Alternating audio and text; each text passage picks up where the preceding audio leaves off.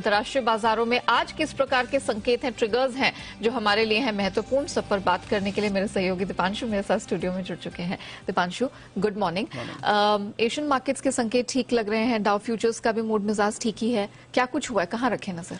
अच्छी बात है, एटलीस्ट कल जितना खराब मूड माहौल नहीं है बाजार का, थोड़ा सुधरते हुए दिख रहा है। आपको ज्यादातर एशिया के बाजार पॉजिटिव दिखेंगे। एसजीएक्स निफ्टी भी अब देखिए थोड़ी गति पकड़ते हुए दिख रहा है, 50 अंक ऊपर है। तो कल की गिरावट के बाद, और कल भारी गिरावट हमने देखी थी, उसके बाद एटलीस्ट आज थोड़े संभलते हुए थोड़ा बेहतर है बाजार का मूड। अमेरिका में देखें तो वैसे आपको लगातार तीसरे दिन कल गिरावट दिखी है, बट कल काफी वॉलेटाइल सेशन था। पॉजिटिव नेगेटिव के बीच बाजार आपको उछलते हुए दिखे और काफी मूवमेंट के बाद हमने देखा बहुत ही छोटी गिरावट, सिर्फ 40 अंक नीचे डाउ बंद हुआ। S&P 500 तो ऑलमोस्ट सपाट ही था। नैस्डैक पर भी आपने हल्की गिरावट देखी। तो ओवरऑल उतना खराब सेशन नहीं था, बट हाँ वॉलेटिलिटी थोड़ी ज्यादा थी। स्मॉल कैप्स में आपने थोड़ी ज्यादा गिरावट आती हुई देखी। तो कॉन्फिडेंस नहीं है अभी भी निवेशकों का, बट एटलीस्ट जो सेलिंग दिख रही थी उतनी भारी हमने सेलिंग नहीं होते हुए देखी। अब कैसा रहा कल का सेशन? एक तो जो बढ़ती बॉन्ड यील्ड है उसका तो प्रेशर लगातार बना ही हुआ है। तो 10 साल की बॉन्ड यील्ड 2.85% के पास है, 3 साल की ऊंचाई पर है। तो वहां से जो मूड पर प्रेशर आ रहा है वो आ रहा है। पर क्योंकि बॉन्ड यील्ड बढ़ रही है तो बैंक शेयर्स में आपने कल खरीदारी देखी और इसकी वजह से ज्यादातर बैंक्स का सहारा डाउ को मिला। साथ ही बैंक ऑफ अमेरिका के कल नतीजे आए और नतीजे अच्छे रहे, जिसकी वजह से ये शेयर भी 3% ऊपर गया, तो इसने भी बाजार को सहारा दिया। ज्यादातर जो आपके आईटी शेयर्स थे ये भी ठीक ठाक थे ट्रेड में। ट्विटर का शेयर 7% उछलते हुए दिखा।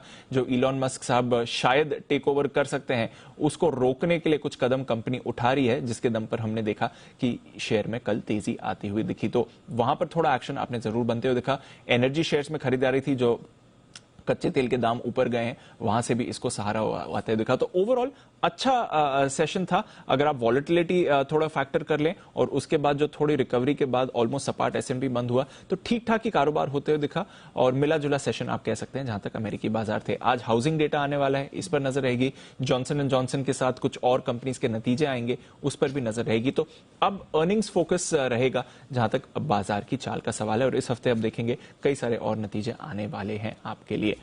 यूरोप की बात करें तो यहां पर एक्चुअली अच्छी बढ़त कल देखी, लगभग $0.5% ऊपर यूरोप के बाजार थे, तो वहां से ठीक ठाक मूड माहौल था। कच्चा तेल जैसे आप बता रही हैं $113 के आसपास ही ब्रेंट है, कुछ ज्यादा मूवमेंट नहीं हुआ, थोड़ा उतार चढ़ाव है, बट हाँ एटलीस्ट कल के लेवल के ऊपर नहीं आपको जाते हुए देखा, उससे थोड़ा नीचे ही आए हैं दाम। बट कुछ नया ऐसा डेवलपिंग फैक्टर नहीं आया जिसकी वजह से तेल के प्राइस में आपको और बढ़त आती हुई देखे। पर हाँ सोने पर आप रखिए नजर, क्योंकि लगातार एक जो रिस्क ऑफ सेंटिमेंट बाजार में है ये कल दिखा था। एक महीने की ऊपरी स्तर से सोना आज फिसलते हुए दिखा है, पर कल $2000 का स्तर सोना ने वापस छुआ था।